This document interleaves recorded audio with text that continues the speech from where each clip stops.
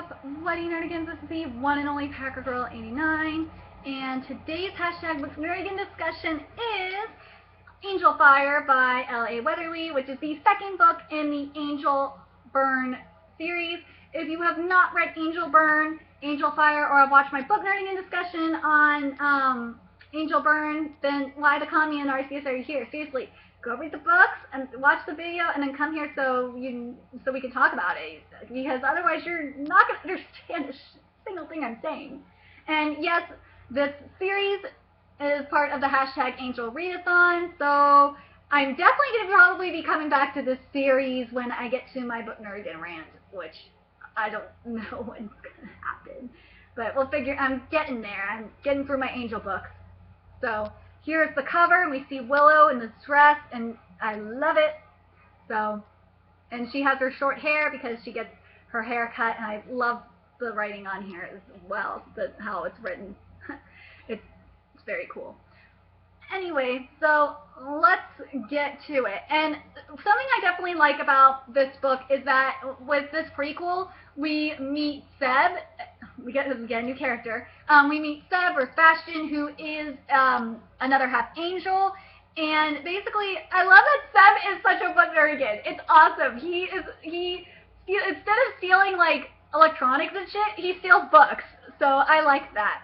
And he breaks into people's houses, and he's breaking into people's houses and worrying about the next book. But no stealing for Seb. He is done with that life. And something that Seb can do, which is really badass and really important, is that he can blend his aura with others to remain hidden.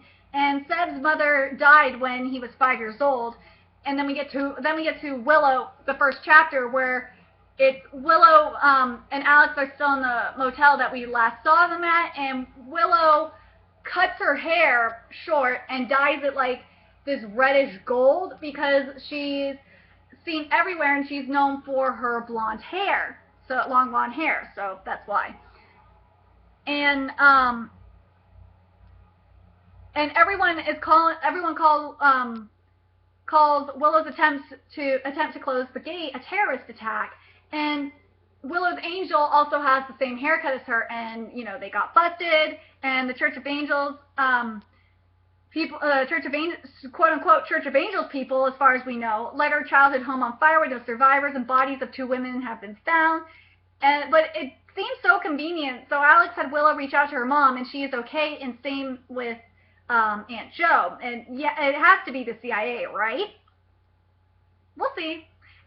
And then after making out in the bathroom and a guy banging on the door with that awkward moment of leaving, it's off to Goodwill, and no guys get excited over shoes. To Alex, it's not just a girl thing. So Alex, yeah, what I mean is they were at Goodwill, and Willow got really excited about these this purple pair of Converses, and and Alex says it's a girl thing. I'm like, no, it's not, because you've seen people obsessed over Jordans. It's a guy thing too.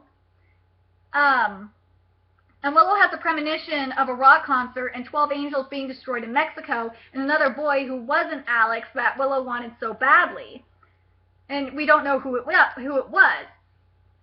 Which, based on Raziel's thoughts, thanks to the Raziel chapter, are the 12 members of the council who were supposed to come during the last wave and holding reign in the angels' old world for as long as possible. So the angels are pro-illegal aliens. They are pro-illegal aliens, and illegal immigrants mean fresh energy supplies, and without them having to go looking. And according to Alex, Willow's premonition is in Mexico City. No other place is that big. And plus, the square that she and this is from Alex's. This is what Alex says. Sorry, I'm thirsty. Plus, that square you described has got to be the Zocalo. It's one of the largest squares in the world. The Church of Angels is here and is huge there, and the city was full of angels even before the invasion. Any angel that saw your aura would know exactly who you are. And this is why I will never go to Mexico. You will more likely get robbed. More than likely will get robbed. And because what happened was they were at a taco stand and they were eating tacos, and this asshole took the shit from the motorcycle, because it has one of those caps that you could store stuff in. Took the stuff from the motorcycle and ran. But the lady was really nice at the taco stand and gave them free tacos. And I think she gave them other shit too. So based on what Seb can tell, because we go back to Seb, Liar's auras, because he's in this car in the truck with like a creepy asshole Mexican man. Liar's auras are mustard yellow, and anger is red and spicy. And he finds when he gets to the market, he finds Willow's picture in her shirt and buys it. And it's cool because because similar to Willow, when he touches objects, or a person or objects, he can get a sense of who owned it and all that shit. Seb's aura is a forest green with silver mixed in, hence how you can tell that it's he's a half angel, and can see Willow's aura in the picture. And then when they get to the Zocalo and there's a concert, and they see angels, these 3 AKC angels are shooting at it. They have really shitty aim. And Willow's angel protects one of the AKs by fighting one of the angels while Alex shoots them, which is what I call teamwork. And seriously, way to lay down the rules of the law with these inexperienced AKs. Basically, if they tried to shoot Willow, they die. And no wonder they were crap shots. They were former angel spotters for Project Angel, and then their leader found them, Kara Mendez, Alex's friend at the camp. And it turns out Sam and the angel spotters led them to their base. And Kara was really pissed off about that, too. And so the new AKs, so basically the names of the new AKs we have, who are former angel spotters: Sam, who's really important; Liz, who it becomes a little bit more important later on; Willow, and Willow saved her too; and Tish, Brendan, and Wesley, who's the token black guy. So basically how they got there was, according to Kara, Juan bought the base, but he died the day after it was fixed. And the way it happened was just stupid. The two of us have gone, where is it? The two of us had gone out to get some supplies, and we forgot to scan. An angel linked minds with Juan to feed, and he managed to break away long enough to try and shoot it, but then it tore his life force away. I called an ambulance, but I already knew he was gone. I had to pretend I didn't even know him, that he was just some man I found collapsed on the sidewalk. Thankfully, I managed to get his gun, and he never carried ID. I got the angel, but it was sort of too late by then. And how they got down there was, well, when Project Angel first got taken over, the angels started to get rid of all the AKs and angel spotters. You probably know that. They sent one of their lackeys after us. I guess none of them wanted to get near us themselves, and when it came to Juan's turn, well, let's just say that now there's one less lackey in the world. Afterwards, Juan searched the guy's car and found his phone, and there was a document on it that had the names and contact numbers of everyone who hadn't been killed yet. Me and those 5 in there, we were all next on the list. Juan managed to get us first and brought us all down here. And why Mexico City? We're here because of an email Juan found on the phone. Alex, something big is going to happen here soon, and we have to be here for it. We have to be ready. The Church of Angels email address this was sent to belongs to the preacher at the Metropolitan Cathedral here. You might have seen that it's the Church of Angels Cathedral now. And you know the tabernacle right beside it? It's been redone into the office space for the church. The preacher is the head honcho there, and believe me, he's as devout as they can come. And the email in Juan's handwriting. Yes, I can verify that arrangements are underway for the Sephardic Council's planned visit to Mexico City. They have several vital orders of business there. One is to select an angelic head for the church in Mexico. As we discussed, the utmost security during their stay is vital. The general populace is not to know of their presence. However, rest assured, church officials will be allowed to pay homage to them, as well as few selected members of the public. We shall discuss this when we next we speak. And meanwhile, please send a precise of all security arrangements. Remember, their safety is vital for all angel kind. And, well, Kara has apparently been getting busy, too, because she says, when we first got here, the cathedral had just reopened, and I went there a lot pretending to be a devotee. I managed to get a kid get kind of friendly with the preacher's main assistant, a guy named Luis. The reason the high ups at the church are so concerned about the security risk is because the Sephiric Council is like the angel's heartbeat. They're called the 12, and their energy is the original angel energy. Apparently, it's to do with them being the first formed, and the angels can't live without them. Literally, can't live without them. If the Council of 12 dies, they all die. And it makes you wonder if that also would apply to any of the other angelic councils, like the council that we saw in the Embrace series, the council that we saw in, what was the other one I was thinking of? The council we saw in Pebrin and the End of Days. It makes you wonder if that's the same case. And apparently the council are going to be holding private audiences then, so that selected people can worship them in their angel forms. I'm trying to convince Luis that me and some of my friends should be on that list because I'm so devout, don't you know? And then we meet Charlemagne. So Charlemagne was basically, I want to say Charlemagne was Raziel's fuck buddy. Let's go with that. And she announced that the 12 had summoned Raziel in his own church. And what Charlemagne, and this is what Charlemagne said, I was, shall we say, strongly encouraged to come across with the second wave and serve them. They decided that only family can be trusted, even a black sheep like me. And Charlemagne was one of the first angel, an angel who had been formed soon after the 12. She wasn't as close to them in lineage as some more of a distant cousin than anything else. But her basic ethereal makeup was still more similar to the 12 than other angels, which in theory meant they'd find it easier to have psychic control over her. Hence their sudden yearning to have their family around them, no doubt. And then Charlemagne says here, I think they'd be surprised how strong my defenses are. The familial energy works both ways, you know. I have layers they haven't even discovered yet. And then this is from Raziel's point of view. In London, there was the talk of St. Paul's being similarly converted. In Paris, Notre Dame. So far, talk was all it was. The angelic presence wasn't as great in Europe yet, but Raziel had little doubt that in the wake of the second wave, these plans would go ahead. But then he'd expected to be in charge of most of the Americas and imagine setting himself up akin to the Pope with ruling angels under him. And when the council knows what the council knows of Raziel and Charlemagne, you know, the former fuck buddies, of course they delved my mind and found everything I wanted them to see. And so they know I hate you very, very much and would do anything to get back at you. By the way, your cathedral is about to be used for something pretty disagreeable. Necessary, I suppose, but disagreeable. So then we meet Isda. Isda is who is the spokeswoman of the 12. So 100 angels in human form are handcuffed, and they are the remaining traitors that Alex was supposed to kill. And though a diverse group, the traitors all believe that angels didn't have the right to use humans for their own purposes and were committed to helping humanity, even if it meant the extinction of their own kind.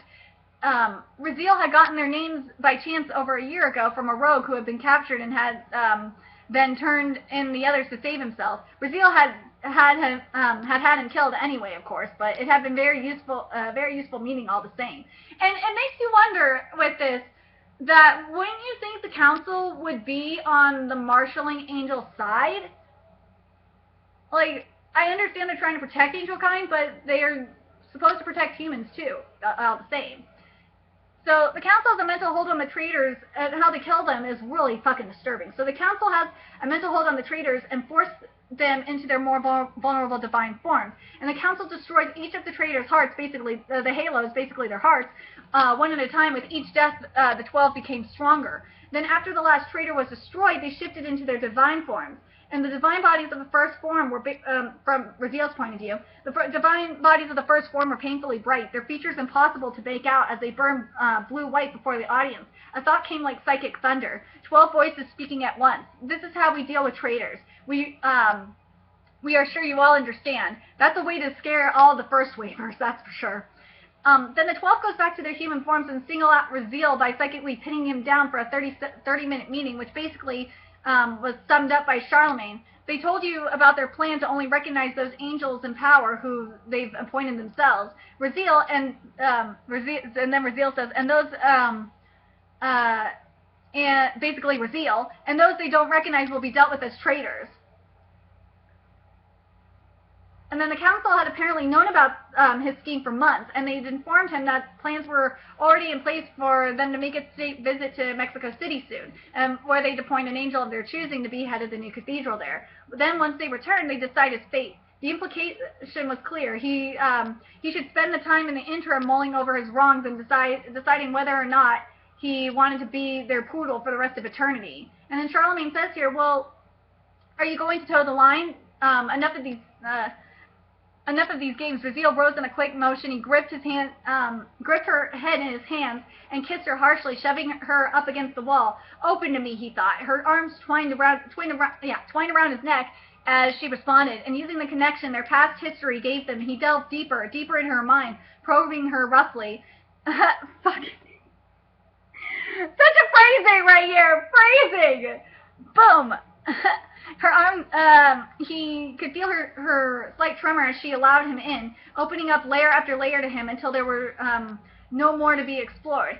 Finally, Raziel raised his head, frowning down at her. Her black sweater was askew on her bare shoulder. Her white blonde hair still lay sleek and perfect. He'd seen only that in return for her help. She wanted to share power with him in this world, in this new world. He'd have expected nothing else. If the first form died, all angels would die. It had been drummed into them since the beginning of time. And their homeworld was this was almost certainly true. But things were different here, and the ether in this world was thinner, and it was why angels had to feed from humans instead of the ether itself. The truth was that no one really knew what would happen if the 12 were killed here rather than at home. The dominant view was that the exact same result would occur. Without the first form's energy, all angels would die. Yet there are other possibilities too. The most enticing of them was that if the council were killed here, then only the council would die. And angels that have been there long enough, such as Raziel in the first wave, angels were linked here to the earth, but not as strong as back home. The thin ether made their bod weaker too. If the assassination of the rogues had happened in their own world, Raziel, still be reeling from the pain of it, not here. As far as he could tell, the council's death shouldn't necessarily mean the deaths of them all, but it could backfire horribly for the earth. And when Willow and Raziel's wings and auras touched, it left a little of each other's energy within one another, which set the family psychic link to form. And Raziel is able to enter into Willow's mind and see all the events that have happened so far. And he was almost spotted by Willow's angel, but was able to get away and leave his imprint in her mind. And Raziel is going to provide a fatherly assistance to get the plan moving. Willow does sense that her angel is restless and is trying to warn her, and you would think she would try to trust her angel by now. Seriously. And it's time for Alex to lay down the law, and I love it. Willow is a person, not just a half angel, and is on their side, so shut the fuck up, Sam. Then he's teaching Willow how to use a gun. And Alex Alex, I swear to call me Arceus. I just wish Alex would cause a scandal in the AK house already and bang Willow since he already has the condom. And, throughout the training sequences, angels have taken over the U.S. and Mexico, and they are everywhere. Hospitals are filled to the brim with angel-burned humans, and protests ensued. It's worse in Mexico City because renovating the cathedral to become part of the Church of Angels have been paid for with the taxpayers' money. And most people were all for it, but a group calling themselves the Crusaders for People's Rights were furious that the funds hadn't been used for medical care. And protests here were turning into sizzling confrontations with the Crusaders and the faithful screaming at each other on a regular basis. And so now we get some insight from Zeb, background on Zeb. So Zeb is from Tepito, aka the worst barrio in Mexico City, a place where you get robbed in minutes. With the rustling plastic roofs of vendors' stalls were as familiar to Zeb as the various scars on his body, and living there had been just as enjoyable getting them. Never ever. This is why I never ever want to go back to Mexico. I've only been to Tijuana, and that place was disgusting enough. In the process of saving a little girl who was pickpocketing, mind you, from being fed by an angel, well, he basically had his angel protect the girl, and his angel said, "Not this one." And the battle continued to defending Mike, who was one of his friends in the hostel. And Seb proves that you can stab a Halo with the switchblade to kill an angel, but the blade glowed white as it sliced through. For an agonized second, his arm felt like it was on fire, and an explosion of light that knocked him off his feet. The sound of the angel's scream. It was gone. And in that moment, Seb realized that he wanted to protect people from the angel's touch, just like he knew Willow does. He knows Willow does. And it looks like Raziel had some influence in this. So 2 weeks later, Luis, after being hesitant to tell Kara too much, had now become a lot more forthcoming. Not only did he start opening up about the security details, but he'd given Kara invitations that would get her and her friends into the reception for a private audience. It was a huge relief if the word relief can be applied to something that fills you with utter dread. And I agree. You gotta wonder if they were so smart, the angel killers, they probably would have said something's up here. Something is a little fishy. It's got to be a trap. And migraines, I swear to God, I agree with this because Alex was getting migraines, and migraines definitely make the biggest assholes out of anyone, even Alex. And when he told Willow that she couldn't go into the church to get a reading to predict what's to come, he says, I got them after my dad died and after Jake died. They went away after a while, and I haven't had one in over a year. This one just blindsided me out of nowhere. And it shouldn't have anything to do with Willow at all, because we've already established that Willow can't feed off of Alex. Her angel can't feed off of Alex because of lack of Halo. And the only time she did somewhat feed was when Alex gave her his energy, but some of his energy, but he recovered.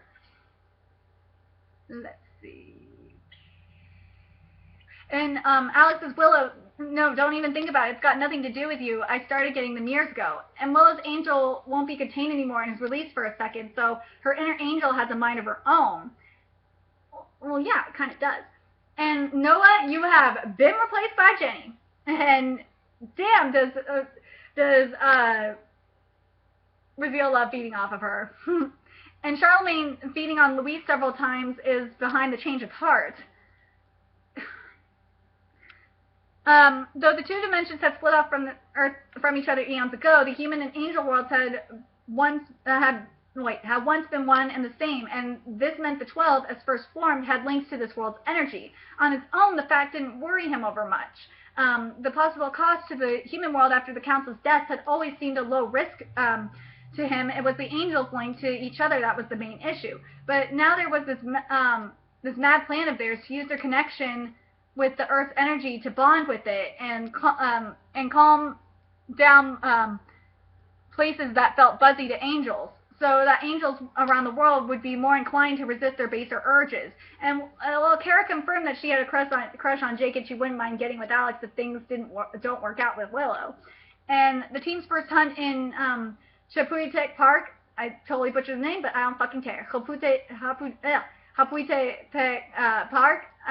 And so there's Team Kara, which is Wesley, Liz, and Brendan, and Team Alex, Sam, Tish, and Willow. And Sam is an idiot and attempts to charge in right as Alex stops him. And the angels spotted him, and the 4 angels weren't happy. The AKs were interrupting their meal, and now they're dead. And the council arrives as Willow runs into Seb, and they chase off after the council, and Willow realizes Seb is a half-angel, and Seb is happy to find the girl he's been searching for. And Alex catches up to them and confronts Seb. And Alex confirms the council had arrived 5 weeks ahead of schedule in a hotel they don't even have the plans for, from the Nico to the Torromeo. And Seb's going to teach Willow how to hide her aura in exchange for helping the AKs kill the council. So yes, Seb is coming back to the AK house. And seriously, Alex, don't let Kara get to you, even though the fact that Seb has been searching for the only other half-angel in the world, make it something out of a classic romantic story. And Luis is probably dead. Is gone and probably dead, so back to square one. And then there was an awkward turtle dinner, basically, hashtag awkward turtle dinner. So Seb was not only stealing Alex's spot next to Willow, but also playing aura footsies with her too. And Seb got the message. She's only a friend or a brother to Willow. And Seb was able to feel his angel when he was younger at the Reformatorios, and how Seb got out, there was a loose piece of metal on my bed frame. I got it off and sharpened it against the wall when no one was watching. And it took months, but finally it was sharp enough. I threatened to guard with it, and I got out. Then I ran as fast as I could. I ran so fast that I could have been in the Olympics. And then Seb on his angel, and then he says, after I escaped the reformatorio, I went back on the streets, and for 3 or 4 months, I wasn't a person you'd want to know. I hated humans. I wanted to hurt them. All I wanted was to be pure angel so nothing could hurt me. I got into fights all the time. I almost dared people to look at me wrong so I could jump them. I smashed windows. I burned cars. I stole. Not a good time. Anyway, my angel didn't like this, and before I never really felt him inside me. He was always just me. They're there when I needed him, but me. But then my angel saw I was going to die young if I kept on the way I was. So he was always nudging like the inside of me day and night. And Seb on their angels being separate, no, they're us, definitely us. I think it's like sometimes you have 2 thoughts at the same time, you know. You might be thinking, I should do this thing, and at the same time you're thinking, I'm hungry, or I don't like this person deep down, but both at the same time. And Willow connects with her angel to see what's frustrating her, and then Seb tries to find the source of the problem, and we know it's Raziel, but they still can't find his energy because he hid it so well. And according to Seb, he doesn't believe that they cause angel burn like the angels do. And after Alex and the other AKs left for another hunt, Seb mentioned how his angel saved him. I was an idiot. I'd fight with anyone, and so I fought with someone twice my size, and he got me down and kicked in the head. Once, twice, I don't know how many times. And when I thought I was going to die, I didn't really care. But I was furious that a human had done this to me. Then my angel came to me. He wasn't happy because I'd been acting so stupid that I almost got killed. He helped me up. It only happened that one time. And what Willow says is, you mean he changed his frequency somehow, slowed himself down so that he was closer to the human plane and could touch you. And then Seb said, so my angel helped me up, and he showed me what might happen if I didn't change. Like pictures in my head, you know. He showed me I would die, that someone would knife me in a fight or maybe shoot me when I stole from them. But what would really kill me would be the anger. It was eating me up inside. And so I looked at these pictures of how I might die, and then I knew the only thing I wanted was to find another of my kind. It's all I ever wanted my whole life. And when I was a young boy on the streets, I was looking. But after I escaped the reformatorio, I hated the world so much I forgot. So then I thought, to hell with humans. I didn't care about them enough even to be angry at them anymore. I'm going to find someone like me no matter what. And then we go to Raziel's chapter, and Fred Fletcher proposes the idea of Camp Angel to Raziel. So what Camp Angel would be is a gated community where entire families could live in honor of the angels, with schools, a church, a library devoted to angelic works, everything. And Raziel says we could have them all across the country. And he didn't say the world, but probably the world too. And Raziel has been addicted to going into Willow's mind, and Willow still has no idea about her small piece of energy that was left in Raziel. So Willow could go into Raziel's mind if she was aware of his energy. So we find out it was Charmaine who took Louise. And what Charmaine says, the 12 are more concerned about our baser instincts than ever. They're going to link with the energy here first, calming it down, then spread out to all the other places in the world where they think things are out of control. If the 12's energies were linked with those of Mexico City and then the 12 were destroyed, alright, so the Mexican capital would definitely take some damage. It could be leveled. As for the world's other angelic hotspots, who knew? The kind of long-range energy work the council was planning wouldn't be instantaneous. Maybe it wouldn't have had time to fully take effect. And Seb's mother had angel burn, but she died from cancer. And then we get to the lesson here. And then he says to change auras, you have to detach and command said aura. And then we see Asaida on the Izda, whatever, on how the church will change. And she says, we'll keep on with the tradition of an angel heading the church for the time being. In fact, we'll soon appoint an angel to head the church here in Mexico. However, this angel's name will not be released. From now on, we'll be keeping a much lower profile in your world. And an angel who you know by name will soon be retiring from public view. Yeah, and an angel who you know by name will soon be retiring from the public view. That's our promise. This is your world. We angels will allow you the running of it. Our administration of the church is only in response to your administration of the church is only in response to your unavoidable worship of us. Beyond that, we have little interest in associating with you. We are currently conducting other business here too, vital business for all angel kind. You humans here in Mexico City and then also around the world may not notice certain effects, and this interview is at an end. And Wesley's entire family had angel burden, and that's why he became one of the angel spotters. And now that Willow has reached a stage where she can change the color of her aura via being light-hearted, gentle, and detached from it, Zeb kept saying that she needed to lock away the aura to a part of her mind and keep it separate so that nothing could distract her, but Willow is struggling with this part still. And Alex is planning a romantic evening at a hotel, and, you know, I think that's really sweet. And Seb and Willow get the information from the preacher psychically. That's what they're going to do. They're going to get it from him psychically. And the ultimatum for Willow, Seb's friendship or Alex, and I was like thinking, what the fuck? They haven't even done anything yet. They haven't even kissed yet. What the commie, Alex? You're being such an idiot. And Kara is such a bitch. She needs to shut the fuck up, and I swear to commie Narcissus. And she doesn't deserve Alex, and Alex and Willow are broke up, and it's really fucking stupid.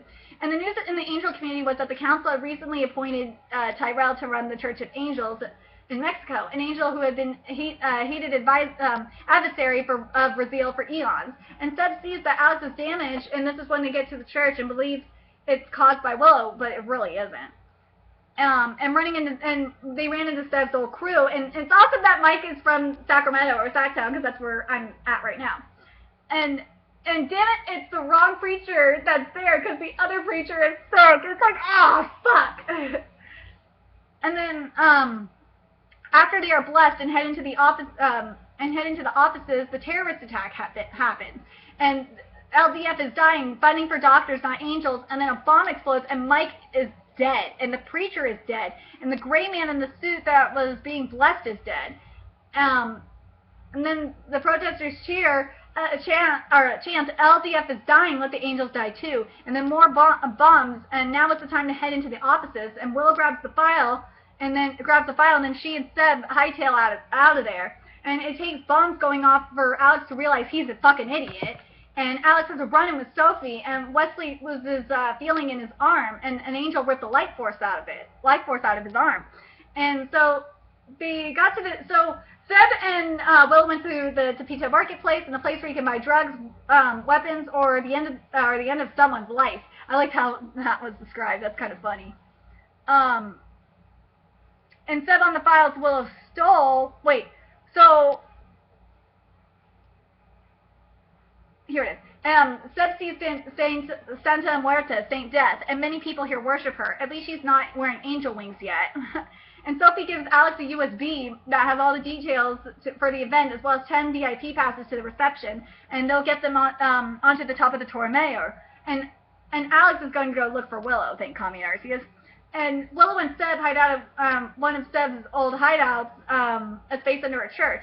And Seb on the files Willow stole, we've got what Alex wanted, and there's more too. Floor plans, information about the reception, even the code for the stairwell door. And with Seb and Willow's angel's touch, our fingers touched in, this is what she said, our fingers touched in a burst of light. I caught my breath at the sensation, watching in wonder as our hands merged in a blue-white glow. The details of the cathedral attack mercifully receded, leaving just Seb and me, and this feeling that was like nothing on earth, having no boundaries at all between us, or energy, our energy turned into one. And then Seb and Willow kissed, and it felt wrong. Commie Narcissus, it felt wrong.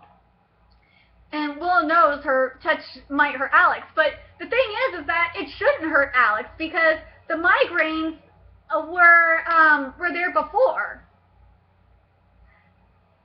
Let's see. And Alex wants to be back with Willow so bad, and so Willow lies to him and says that she slept with Seb, and Alex kicks Willow and Seb out.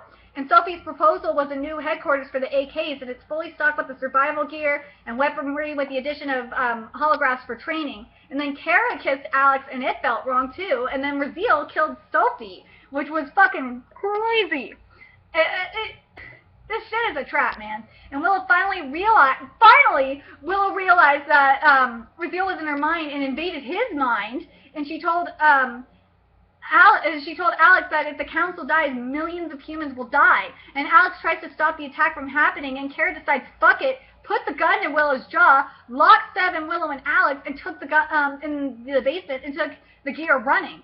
And Alex, Willow, and Seb escape, and thanks to Seb's knife, and they're off to stop the attack. And Willow was able to make her angel visible and launch a psychic blast at the delivery guy, which is really cool.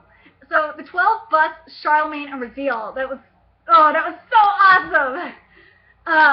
Conspiring to assassinate us is treason, and we will get all the details out of you before your execution. For now, watch and learn while we show you how it's possible that it's possible to feed without getting carried away with gluttony. And then the assault begins, because the AKs are there. And standing so close meant the pain juddered at Raziel like a machine gun. Fire as some of the silenced bullets hit their targets. Yet it was his mind more than his body that was under assault. He'd always assumed it was the physical connection with the first form that was the vital one, but as one after another of the council erupted into nothingness, Raziel knew it was the mental connection that would destroy him. He could feel his mind starting to buckle, and the 12 were leaving the world. It couldn't be. The angels would be adrift without them, forever adrift.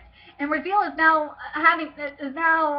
having regret for this plan, and he could sense the other angels in the building still in their divine forms, dazed and in pain, and some of them dying already from the shock. And by the time Alex, Willow, and Seb got there, Trish had angel burn, and Wesley got angel burn during the battle, and Willow and Seb's angel selves were shot, and damn, was it painful. And Raziel killed Issa, the final council member, and the earthquakes began.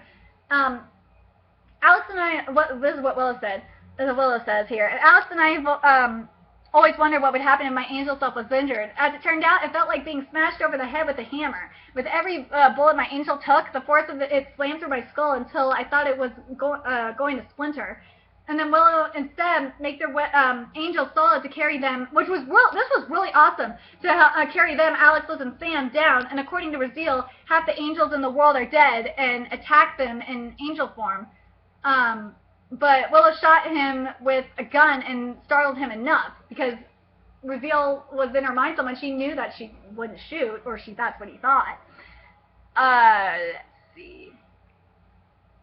And Charlemagne, this was great when Charlemagne double-crossed Raziel. That was fucking awesome. She says, there's the traitor who assassinated the 12. Don't let him get away. And Raziel, they think Raziel is dead, but he's really not. And the routes that the 12 laid were out of control. And so Mexico City is flattened. And Seb and Willow's relationship is fixed. And this is why Alex's aura is so damaged. And I'm so happy they got back together. So it's because I'm an AK. It's something that happens if you're exposed to a lot of angel fallout. The aura takes damage. Well, my dad used to get the same thing. And why he didn't have migraines or damaged auras when they first met, because the aura usually restores itself. I only killed about an angel a week back then, but I've been going on hunts every day for weeks now. Go and check out Sam's aura. It'll be just the same. It's not the same. Okay, well, I don't know. Maybe it's cumulative then. I've been doing this for years, but Willow, it's not you. I swear. When I looked at my dad's aura, it was just the same, and there were no half angels at the camp, all right? And I love what Alex says here. I was like, oh. And even if you are causing it, even if you're making me sick in some terrible way we don't know, but Jesus, Willow, I could be killed tomorrow anyway. I don't expect a long life doing what I do, okay? And for however long I've got left, I want to spend it with you. Please, I want to spend it with you. Yeah, and what if being with you makes me so happy that I get a few more years because I actually got something to live for? And I was like, oh, that's so sweet. And Kara and Wesley are still missing. So Willow has Seb give a reading to Alex to prove that she won't hurt him. And what he says is, your father had migraines too. So did his father. The men in your family, they've all been leaders, and they care very much. It makes them too tense. I tried to look at your future and see what might happen to you. I didn't get very much because I think I'm there too. But I saw your aura looking healthy again, then looking sick after a hunt. And you keep getting migraines. You should take better care of yourself. I don't think his migraines have anything to do with you, Kiara. That's what Seb calls Willow. I haven't been saying that, but that's what he calls her, Tierna. And his aura looks bad, but his father's often looked worse. It got better, his will too. But I don't think you're causing him angel burn. I am maybe 99% certain for only 1% you should take the chance to be happy with him. I was like, oh, Seb, that's so sweet. And we found out that Sophie didn't save Willow's mom, but she's still alive. So it wasn't the CIA. And before the small box of condoms come into play, Alex gives Willow her necklace back, and the night had been, well, let's just say it was worth waiting for. Very, very worth waiting for, and it showed even every sign of being something that would get better. And in the morning, the next stop was going to be the Nevada base, and it ends with Alex's dad's rule being thrown out that AKs can't hook up, and that's how this book ends. And like, the shit that was going on between Alex and Willow was totally unnecessary. Like, the fighting, it just kind of pissed me off a little bit more. But I liked how it resolved in the end. It was a good resolution. I love Raziel's chapters.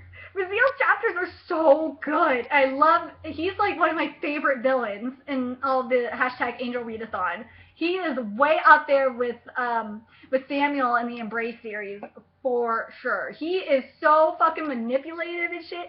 And I love Charlemagne. Charlemagne was awesome. But I like that for Raziel, in the case of Raziel, we got a cliffhanger. So we don't know if he's alive or dead yet. And I'd love to know what you book nerdigans thought about this. I know there was a lot of making out and shit in this book, and it kind of got a little almost too contemporary. The first book I would say was a lot more contemporary than this one. This one, Angel Fire, was not as contemporary, and there was a lot more action. And Kara, and we still don't know where Kara and Wesley are, so I'm kind of curious. What did you guys think of this book? What did you nerdigans think of this book? Whose point of view was your favorite? What do you think about Seb? I think Seb is cool. I like Seb a lot. I feel bad for Seb, though. What did you think about how the connections that the angels made with, or the 12 made with the Earth's energy? Because this is really important, especially going into Angel Fever. It's very important to understand that, how important the energy is, the Earth's energy is. So I'm curious, what did you nerdigans think? Remember to like, comment, share, and subscribe, and please donate to my Patreon, and also follow me on Twitter. And I will see you book nerdigans in the next book nerdigan discussion video, which will be Angel Fever by L.A. Weatherly. Until next time, nerdigans, I will be seeing you later. Bye!